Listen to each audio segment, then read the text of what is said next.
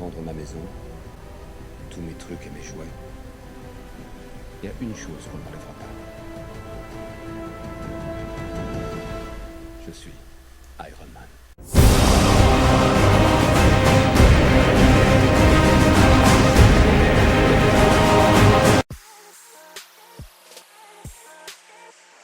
Bonjour à tous, ici Néron et bienvenue aujourd'hui pour un nouvel épisode des 10 anecdotes sur le cinéma, une série que vous continuez d'apprécier et pour ça je vous en remercie. Je tiens encore une fois à remercier la Play Family et peut-être d'autres chaînes communautaires qui sait pour leurs uploads, c'est vraiment ce qui m'aide à avancer. Donc aujourd'hui nous allons parler de Pirates des Caraïbes puisque je me suis dit qu'il y avait pas mal de choses à dire sur cette saga. Bien évidemment je tiens aussi compte des propositions que vous faites en commentaire et c'est très bien.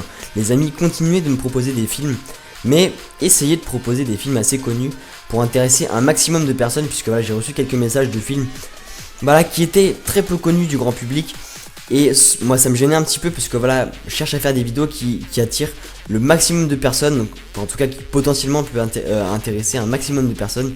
Voilà, c'est pour ça que je préfère faire des vidéos sur des films comme Pirates des Caraïbes, Avengers 2 ou Fast and Furious 7.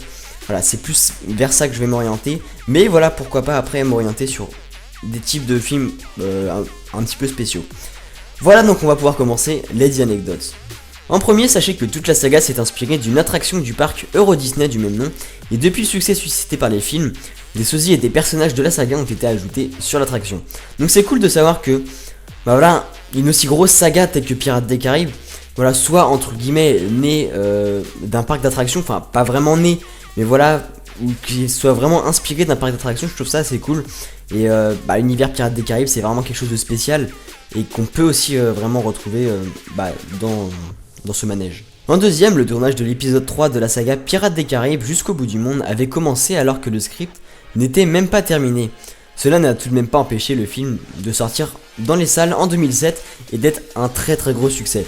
Donc voilà, je trouve ça assez surprenant quand même de voir qu'un film a été commencé alors que les scénarios et le script n'étaient même pas terminés, c'est-à-dire que le réalisateur a commencé à tourner le film mais ne savait même pas encore comment ça allait se terminer.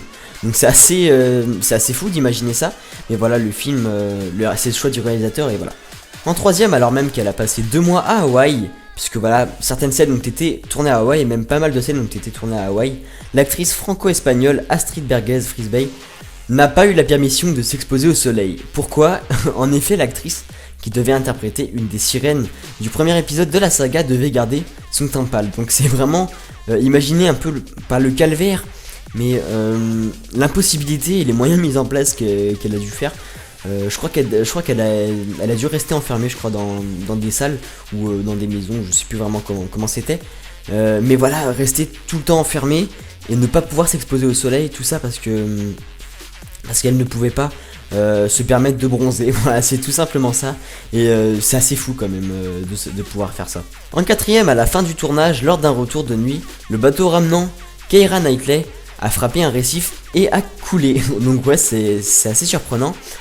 La saga a d'ailleurs failli perdre son actrice principale, donc c'est celle qui joue Elizabeth Swann, mais les 3 personnes à bord, Keira, donc Knightley, sa mère et le capitaine du bateau n'ont heureusement pas été blessés. Donc c'est chaud quand même de se dire que le bateau quand même a coulé avec une des actrices principales dedans, et je crois qu'il y a eu aussi un incident par rapport à un incendie d'un bateau qui a engendré, je crois, 300 000 $ de réparation, ce qui est énorme pour un film, et voilà, ce dont un film ne peut pas vraiment se permettre puisque voilà, le budget peut être entre guillemets surpassé, mais de là à rajouter 500 000 $ en plus, c'est quand même assez énorme. En cinquième, donc la anecdote assez drôle, pour les besoins du tournage d'une scène dans une cocoterie, 773 cocotiers ont été récoltés pour éviter que les fruits lourds tombent sur la tête des acteurs. Les noix de coco récoltées ont été données aux résidents locaux pour qu'ils profitent pleinement de la chair et du lait des fruits tropicaux. Donc c'est assez surprenant, mais en même temps faut savoir que dans ces pays là les noix de coco c'est très dangereux. C'est assez dangereux puisque voilà, les noix de coco peuvent tomber à n'importe quel moment et surtout que voilà, si c'est sur un tournage, il y a énormément de personnes, donc je pense que voilà, ils ont pris des mesures de précaution qui est assez importante. Et voilà, 773 cocos, enfin pas cocotiers, c'est des cocos voilà, qu'ils ont vraiment ramassé. Mais voilà, c'est quand même énorme de se dire qu'ils ont fait ça voilà, pour préserver les acteurs et le tournage. En sixième, pour Pirates des Caraïbes, le secret du coffre maudit, le navire du Black Pearl. Donc là, ça c'est vraiment quelque chose que je savais pas du tout, mais qui m'a, que j'étais assez surpris, enfin même pas surpris, mais assez impressionné plutôt. Le navire, le Black Pearl, a fait l'objet d'une reconstruction totale. Tous les moyens ont été déployés en Alabama, au sein des chantiers navals de Bayou Labartre. Voilà, je crois que c'est ça. Il me semble, si mes souvenirs sont bons. Et du coup, voilà, savoir que le Black Pearl a été entièrement reconstruit. Vous aurez normalement une image. C'est assez impressionnant de voir le vrai bateau. Voilà, franchement, moi, ça me ferait vraiment bizarre de voir ce bateau en vrai.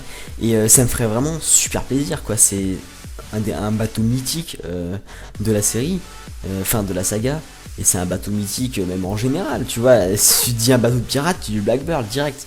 Donc voilà, je trouve ça, c'était une petite anecdote pour faire ça. Donc mais sachez que le temps de travail pour le Black Pearl, je crois, a été, je sais, j'ai plus exactement les chiffres, mais ça a été énorme, juste pour vous dire. En septième, cette fois-ci, dans Pirates des Caraïbes 4, une nouvelle actrice débarque au casting en la personne de Penelope Cruz. Je pense que vous le saviez. Ce que l'on ignore, c'est que la comédienne était alors enceinte lors du tournage. Cela n'a pas empêché de tourner de nombreuses scènes d'action, mais au fur et à mesure, le problème c'est que le tournage avançait et son ventre s'arrondissait, posant quelques soucis à la costumière. À la costumière, pardon. Et du coup, vous allez pouvoir voir que dans les images, normalement, je devrais vous mettre une image ou deux. Vous allez voir que son ventre, voilà, la grossesse était quand même bien entamée. Et que voilà, je pense qu'il y a quand même eu avoir quelques soucis de tournage. C'est pour ça que des doubleurs ont été employés pour faire certaines scènes d'action, notamment des scènes de dos aussi, et je pense à mon avis, de manière à pas voir trop les formes qu'elle pouvait avoir. Donc je pense que ça a dû poser quelques petits soucis en plus. Voilà, quand une femme est enceinte, vous avez intérêt à la protéger. Donc c'est pour ça, voilà, j'ai vu pas mal d'images, notamment voilà, protégeant l'actrice du soleil, etc. Donc, mais je pense que voilà, le tournage pour elle s'est très bien déroulé. En huitième, dans Pirates des Caraïbes, La Fontaine de Jouvence, une actrice, a fait une arrivée remarquée, puisqu'il s'agit d'une petite française, je vous l'avais annoncé tout à l'heure dans une autre anecdote, puisqu'il s'agit d'Astrid Berges-Frisbey, vue dans La Première Étoile ou La Fille du Puisatier. Elle a incarné, écoutez bien, ce qui est quand même pas mal, j'avais vu une interview de celle-ci, elle a incarné le rôle de la sirène Sirena dans le film, donc c'est quand même pas rien, c'est quand même un des rôles majeurs. En tout cas, c'est pas vraiment c'est pas voilà le rôle dont personne va se soucier dans le film. Non, c'est vraiment un rôle important selon moi dans le film, puisque voilà, elle joue la sirène qui va permettre, on va dire, à l'équipe de Barbe Noire de pouvoir atteindre la fontaine de Jouvence et de pouvoir boire voilà la fontaine de Jouvence grâce à l'alarme de la sirène. Et voilà, de savoir que voilà, c'est une actrice française qui a pu avoir ce rôle, c'est quand même cool. Et je trouve ça plutôt sympa. En 9ème, une anecdote assez sympa. Sachez que pour éviter un maximum de risques, le bateau de pirates de Saofeng, donc dans Pirates des Caraïbes 3 de la saga, a été principalement fabriqué en caoutchouc. Donc voilà, on dirait pas du tout, mais en réalité voilà, il a été fait principalement à base de caoutchouc.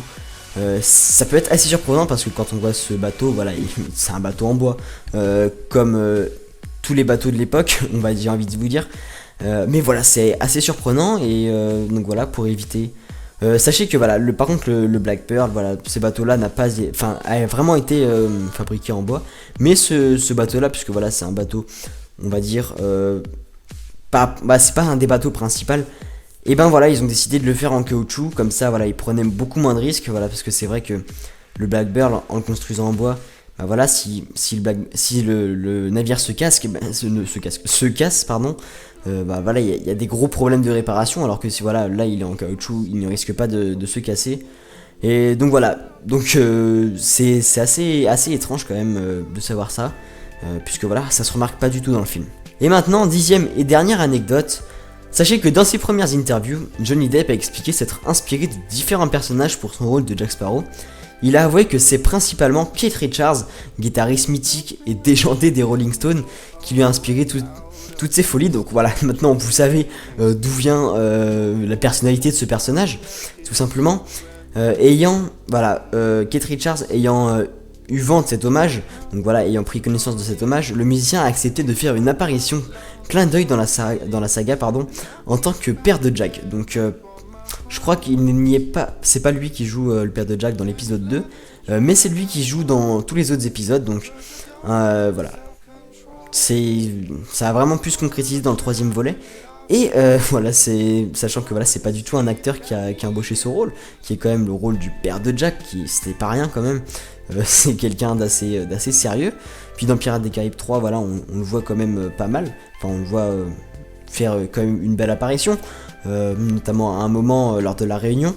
Mais voilà, donc voilà, c'était une petite anecdote assez sympa. J'espère qu'elle vous aura plu. Sinon voilà les amis, cet épisode des 10 anecdotes sur le cinéma et sur Pirates des Caraïbes notamment vous aura plu. Moi en tout cas j'ai pris énormément de plaisir comme d'habitude à vous le commenter et à chercher les informations. C'est vraiment, voilà, des fois il y a des personnes qui font des vidéos, voilà, mais qui se font chier pour chercher le commentary, etc. Alors que moi je prends toujours énormément de plaisir puisque voilà c'est toujours très intéressant et c'est toujours assez surprenant de voir des petites anecdotes. Oula putain j'ai bégayé. Des petites anecdotes pardon sur le film qui sont soit déjantées, soit des informations assez surprenantes. Et voilà, moi je trouve ça assez intéressant et dites-moi ce que vous pensez en commentaire. Moi en tout cas voilà, je vous l'ai dit, je prends énormément de plaisir. J'espère que cet épisode là vous aura fait plaisir. Pirates des Caraïbes, je pensais vous le faire parce que voilà, je me suis dit que ça allait quand même plaire et j'ai trouvé pas mal de bonnes informations. Donc le prochain épisode sera normalement fait sur Transformers, je vais essayer. C'est vrai que je vous l'avais promis pour celui-là. Excusez-moi. Mais en fait, bah non, en fait pas du tout. Je me suis dit Pirates des Caraïbes, voilà, il y en a certaines personnes qui me l'ont demandé et je me suis dit bah pourquoi pas, ça pourrait être intéressant. Je pense que ça pourrait intéresser pas mal de monde. Donc dites-moi en commentaire. Et voilà, faut vraiment continuer de faire ça.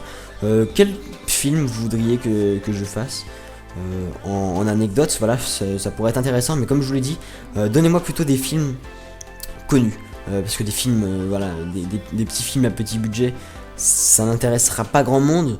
Et du coup, voilà, je me suis dit, ça allait être un petit peu débile. Donc, si vous avez aussi des films français, pourquoi pas? Parce que là, pour l'instant, on a fait que des films américains. Puisque voilà, les films américains sont à gros budget. Il y a donc énormément de choses à dire. Mais voilà, des films français, si vous avez des gros films français en tête, et ben n'hésitez pas à me les donner. Moi, ce sera avec plaisir. Donc voilà, j'espère que cet épisode-là vous aura fait plaisir. Moi j'ai plus qu'à vous dire, c'était lancé Ténéron, likez la vidéo, commentez, c'est vraiment très important et venez vous abonner à ma chaîne, ça me fait vraiment super plaisir. J'essaie de reconstruire ma chaîne en ce moment et c'est pas facile et j'aimerais atteindre les 200 abonnés le plus rapidement possible. D'ailleurs voilà, c'est ce que vous faites, vous vous abonnez, j'ai des abonnés tous les jours, des personnes tous les jours qui s'abonnent et ça me fait super plaisir. Donc n'hésitez pas à venir vous abonner à ma chaîne et moi j'ai plus qu'à vous dire peace les gens, c'était Ténéron, bye.